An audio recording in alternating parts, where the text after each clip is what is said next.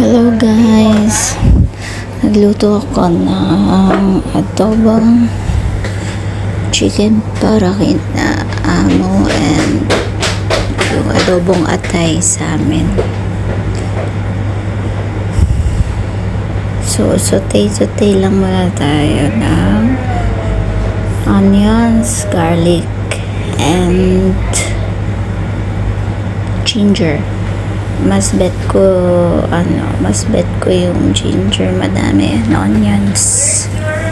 And inuuna ko talaga guys yung ginger na i-fry, then onions, then garlic, tapos nilalagyan ko na ng paminta and yung bay leaves para mabango siya.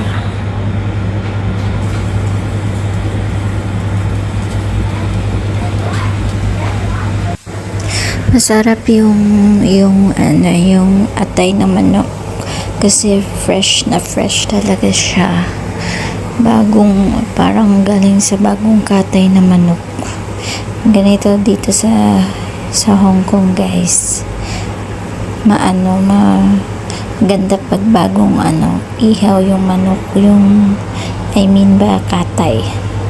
Ihaw kasi yung sa amin tawag, sorry naman.